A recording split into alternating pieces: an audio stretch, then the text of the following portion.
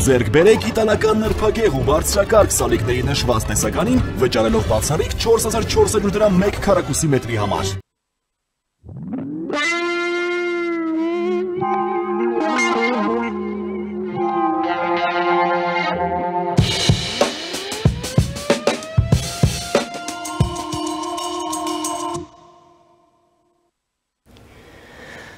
Շարունակում ենք մեր թողարկումը, առաջին լրատվականի եթերում Կրկին Մեհրաբյան օնլայնն է, ես Ռուբեն Մեհրաբյանն եմ։ Երևան Dialogue այդ համաժողովի շրջանակներում ևս մեկ կարևոր իրադարձություն տեղի ունեցավ, դա Իրանի արտգործնախարարության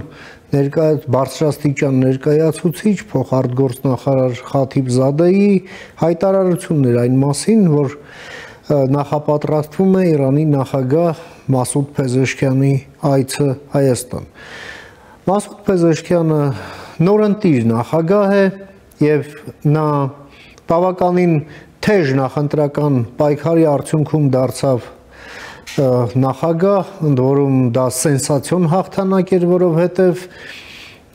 այդպիսի արդյունքը ըստ էության քանդեց բոլոր հաշվարկները, որոնք կային մինչ այդ եւ հավանական էին համարում միանգամայն հակառակ ելքեր։ Բացի դրանից իր նախագահությունը համընկավ այն պատմական ժամանակաշրջանի հետ, երբ Իրանը կորցրեց իր ավանդական ազդեցությունը Մերձավոր Արևելքում, այն միջերկրական ծովին մոտ այդ հատվածում, այդ երկրներում, այդ համայնքների նկատմամբ եւ Միացյալ Նահանգների հետ հիմա մի նոր բանակցային փուլի մեջ է մտել եւ փորձում է այնուամենայնիվ իր այս անցած տասնամյակների խնդիրները վերջնականապես լուծել։ Փորձենք հասկանալ այստեղ ինչ անելիքներ համատեղ ունեն կամ կարող են ունենալ Հայաստանը եւ Իրանը, հաշվի առնելով այն, որ այդ բանակցային գործընթացն է տեղի ունենում, որը Իրանը վարում է Միացյալ Նահանգների հետ, առանձին խողովակով ինտենսիվ երկխոսություն է ընթանում Իրանի եւ Եվրամիության հետ եւ նաեւ Իրանը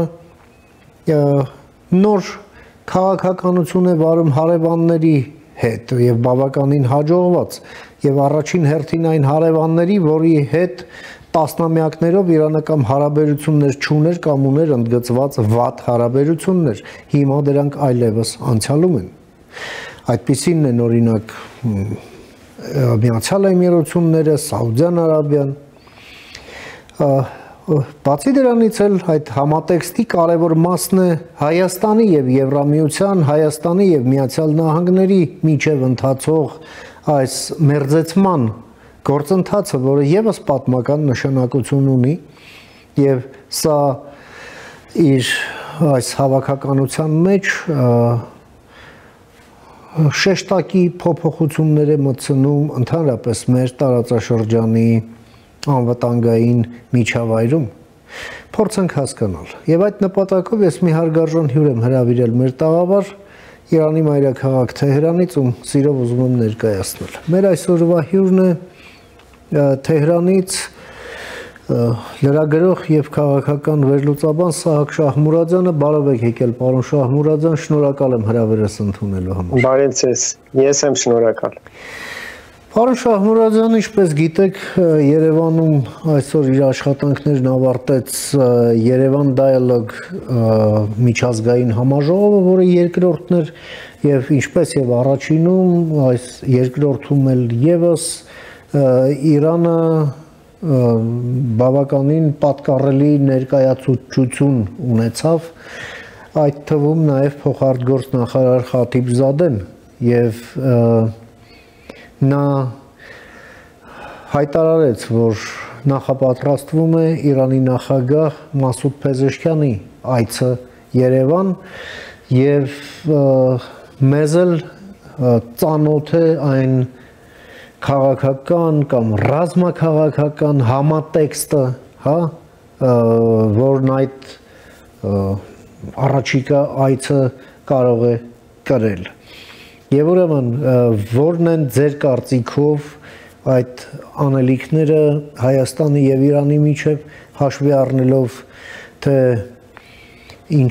ուղղությամբ են առաջնահերթությունները Իրանի արտաքին քաղաքականության եւ Հայաստանի արտաքին քաղաքականության համեցեք։ Իրանի արտգործ նախարարի օգնական Խաթիբզադեի հայտարարությունը կատարվում է պայմաններում, երբ մայիս ամսվա ընթացքում ականատեսն ենք եղել Իրանի եւ Հայաստանի միջև բավականաչափ աշխույժ դիվանագիտական այցերի Հայաստանի ազգային անվտանգության խորհրդի քարտուղար Արմեն Գրիգորյան այցելեց Իրան, հանդիպում ունեցավ իրանական բարձրաստիճան համարյա թե բոլոր պաշտոնյաների հետ, այնուհետև Իրանի կողմից պաշտպանության նախարարը մեծ պատվիրակությամբ այցելեց Հայաստան եւ հանդիպում ունեցավ Հայաստանի բարձրագույն պաշտոնյաների հետ, սա նշանակում է, որ Իրան-Հայաստան հարաբերություններում, դիվանագիտական հարաբերություններում աճ է նկատվում եւ Իրանը առանձնահատուկ ուշադրություն է դարձնում Հայաստանին որպես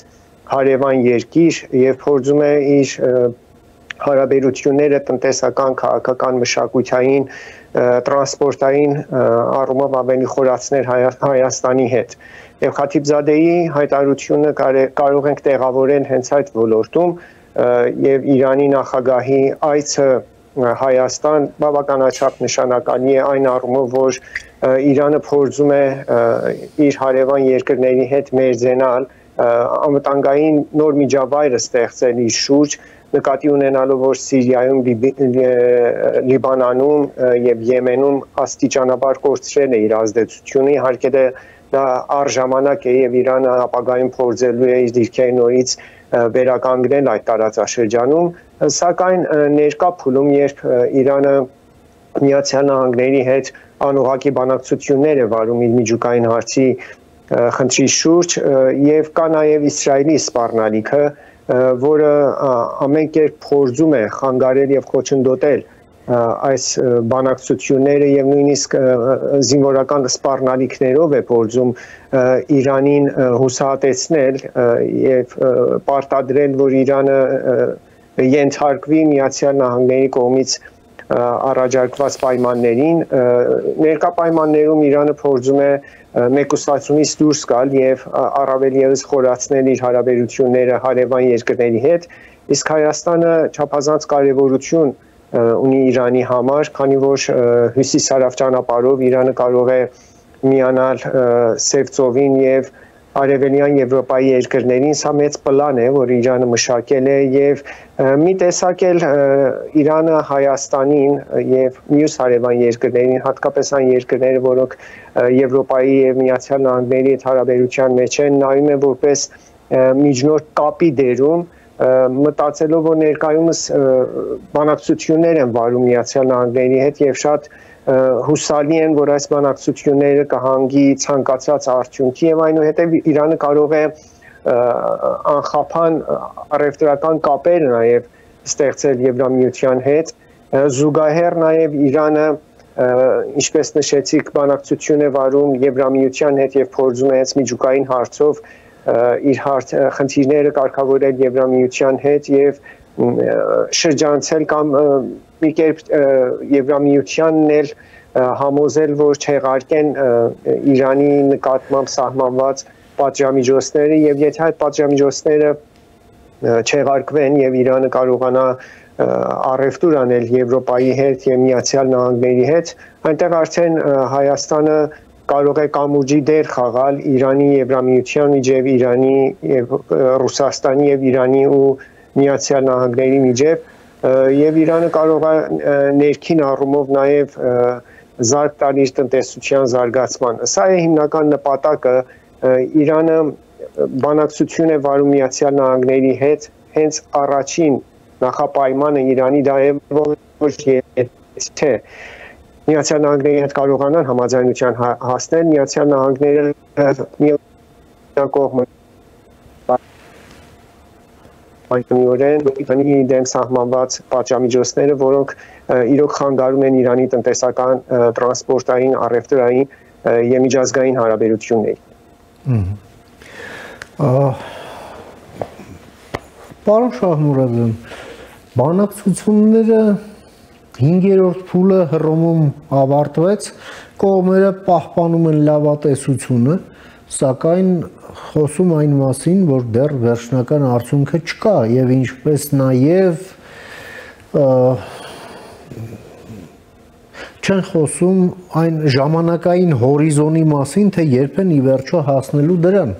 Ընդ որում ես արևմտյան մամուլում տեսնում եմ հրապարակումներ, որ իրանական կողմին կշտամբում են, որ իբր ժամանակ է ձգում Իրանը եւ այդ իմաստով խնդիր են տեսնում։ Դուք ինչ եք կարծում այստեղ ինչն է պակասում գործարքին այնուամենայնիվ հասնելու համար։ Որին ուշի ուշով նաև հետևում են եւ նաև շատ սպասում են Հայաստանում, համեցեք։ Ասացի, այս բանակցությունները ունի 3 կողմ, փաստորեն Իրան, Միացյալ Նահանգներ եւ Իսրայել, որը թեև ներկա չէ բանակցություններում, բայց շվաքի պես հետևում է այս բանակցություններին, երբ իրանական պատվիրակությունը այցելում է Օման կամ Հռոմ բանակցություններ վարելու համար, դրա կողքին անպայման իսրայելական մի պատվիրակություն էլ թաքուն ներկա են գտնվում Օմանում կամ Հռոմում եւ բանակցություններից անմիջապես հետո հանդիպում են ունենում Միացյալ Նահանգների բանագնացի հետ։ Սա նշանակում է, որ Իսրայելն է ներկա է եւ փորձում է խանգարել բանակցությունները եւ նրանից հետո արևմտյան մամուլում, հենց իսրայելական մամուլում կամ Իրանի թշնամի երկրների լրահոսում տեսնում եք Իրանի դեմ ուղղված միակողմանի հայտարարություններ։ Մինչդեռ Իրանի ներսում այդպես չէ, իրանական կողմը եւ իրանցի դիվանագետները բանակցություններից հետո երբ վերադառնում են Իրան եւ իրանական մամուլը շատ զուսպ են, շատ տրամաբանական են արտահայտվում եւ լավատեսորեն հենց փաստը Արաքչիի հայտարարություններ, իհարկե ասում են կա տարաձայնություններ Միացյալ Նահանգների հետ ուրանի հարստացման խնդրի շուրջ, բայց Իրանը արդեն բազմիցս հայտարարել է, որ ինչ պայմաններով է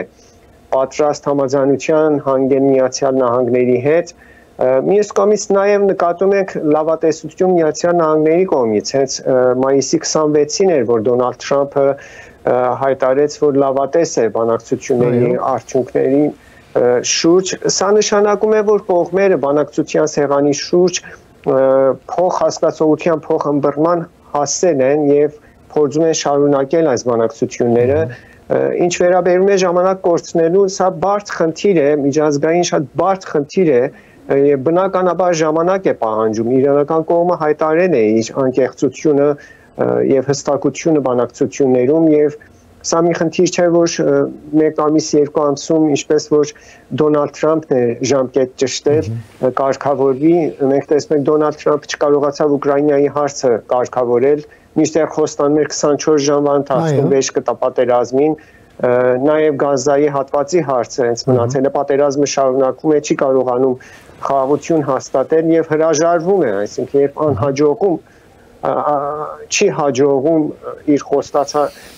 խոստումները կատարել, անմիջապես նահանջում է։ Իսկ իրանցիները համբերատար են, իրանցիները պրոֆեսիոնալ բանակցողներ են, մեծ փորձ ունեն եւ իսկապես հավասարակշիռ են մոտենում այս հարցին, տեղի չեն տալիս այն դրդումները, որ կատարվում է Իսրայելի կողմից կամ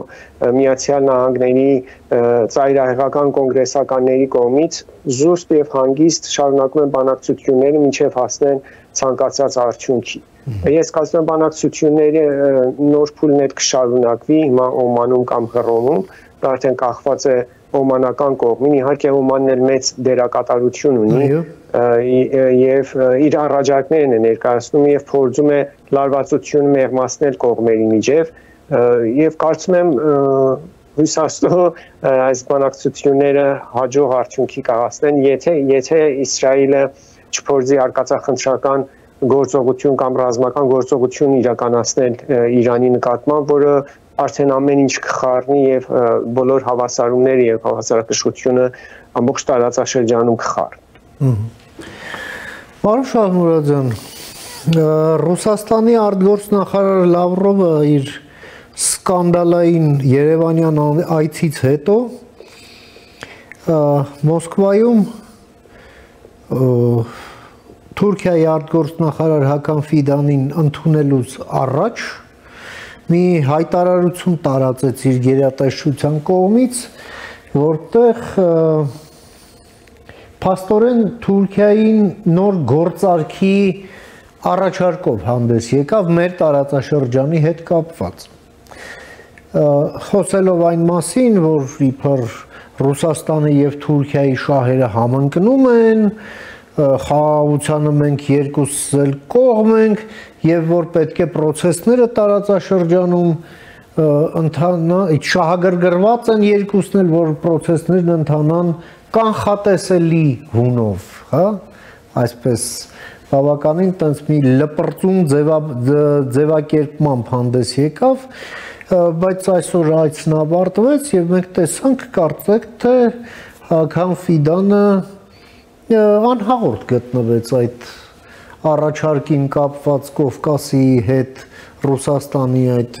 կայսերական նկրտումների հետ եւ Թուրքիային փայտալու,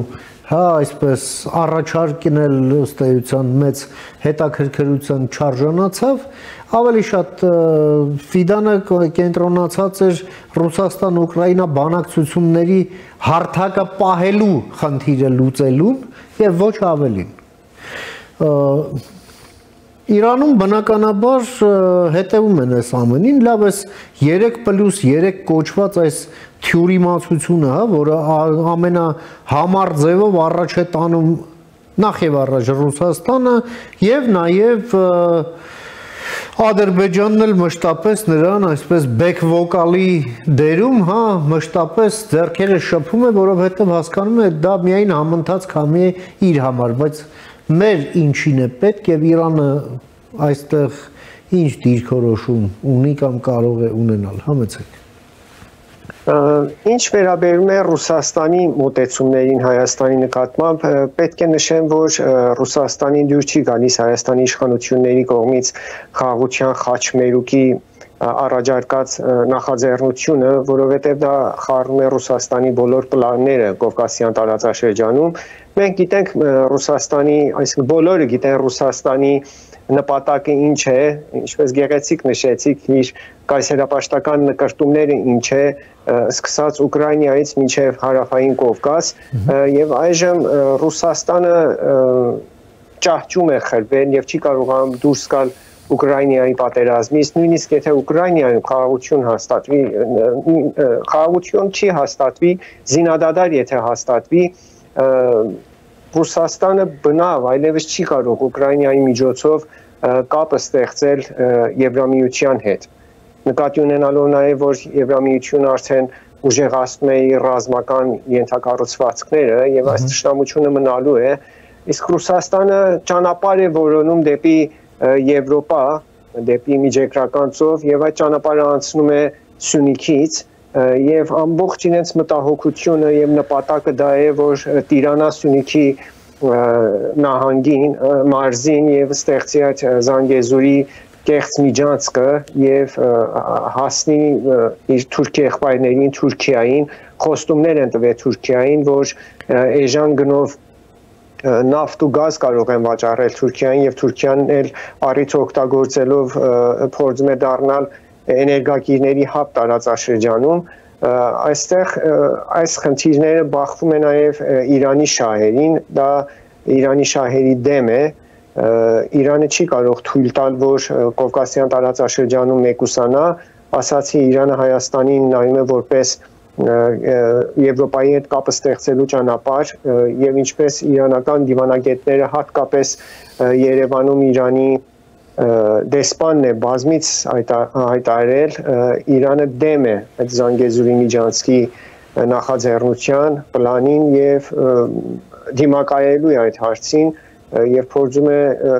նաեւ Հայաստանի միջոցով իր կապը ստեղծել Եվրոպայի հետ, արդեն իրանական ընկերությունները, կապալառու ընկերությունները ինտենսիվ աշխատանք են տանում Սյունիքի մարզում Կապանից դեպի Գորիս այդ ճանապարհն են կառուցում եւ մեծ ներկայություն ունեն Հայաստանում, այս ներկայությունը առավել եւս խորանալու է ապագայում թե տնտեսական մշակութային թե անվտանգային առումով եւ Իրանի դիրքորոշումը հստակ է Իրանը թույլ չի տա ոչ Ռուսաստանին, ոչ Թուրքիային եւ ոչ էլ Ադրբեջանին, որ միակողմանիորեն փորձեն Զանգեզուրի միջոցով միջանց կստեղծել եւ Իրանին ավելի շատ մեկուսացնել, ասացի Իրանը փորձում է հիմա անվտանգային միջավայրը ստեղծել իր հարևանների հետ եւ այդտեղ Հայաստանի դերակատարությունը մեծ է, փաստնել,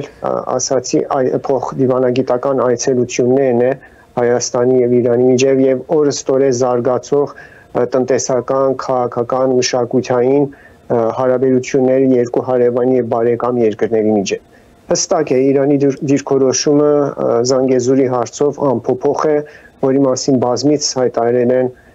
իրանցի դիվանագետները եւ վստահ եմ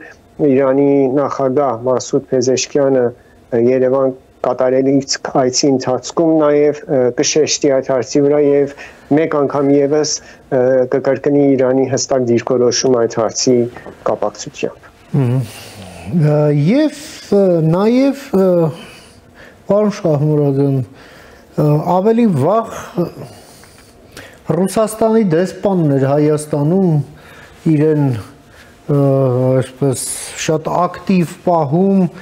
կապանում ռուսական հյուպատոսություն բացելու թեմաներով, հետո այդ մասին խոսեց Լավրովը, որ այո,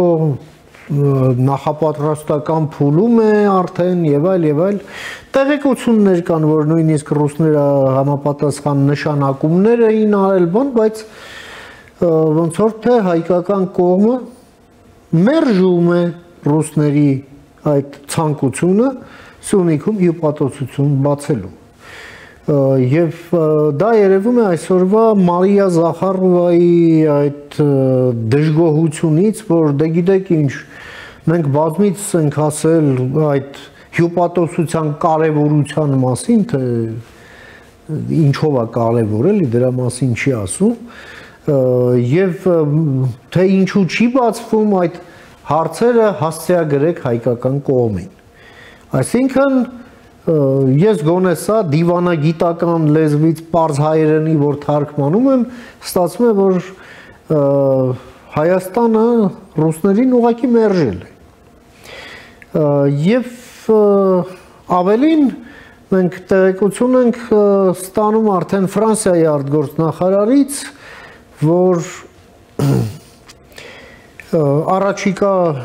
ժամանակաշրջանում Գորիսում Ֆրանսիան է հյուպատոսություն բացելու։ Այսա արդեն ոնց որ հաստատ է։ Այս ամենի հետ կապված ձեր մեկնաբանությունը, խնդրեմ։ Սյունիքի մարզում կա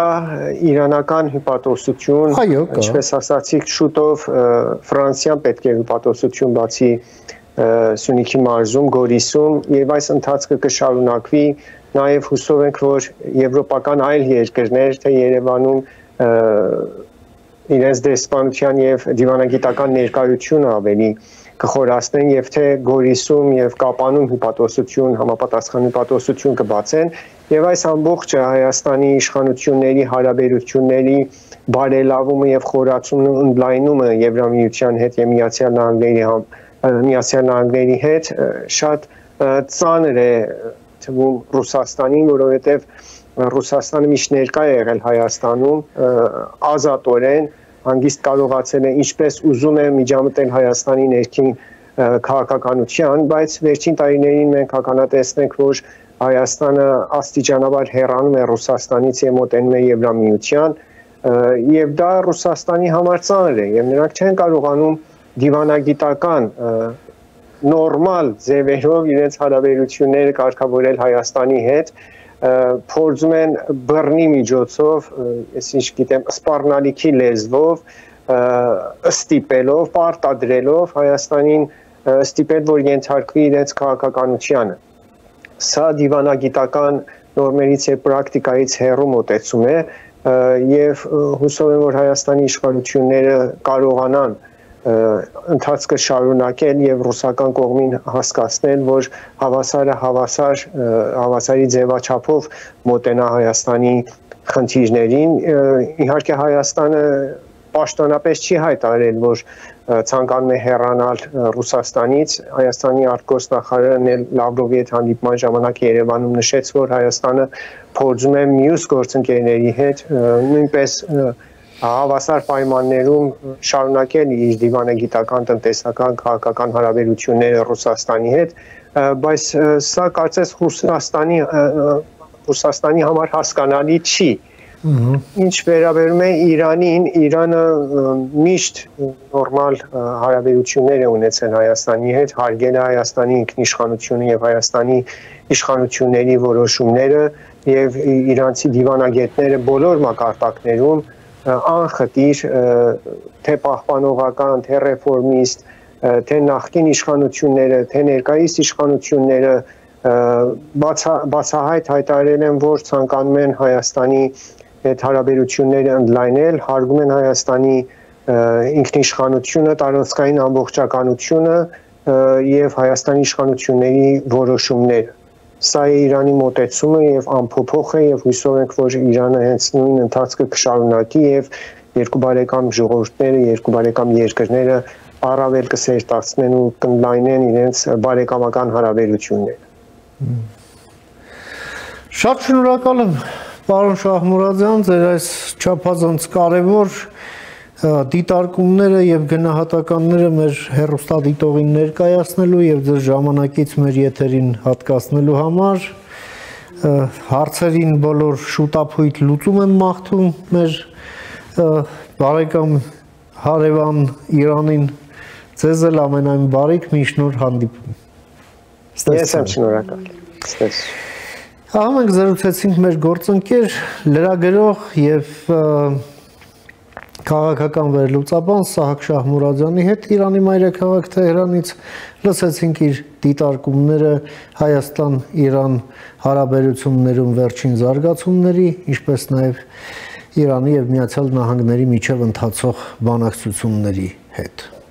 Կարդաթարից հետո կվերադառնանք, մնացեք առաջին լրատվականի հետ։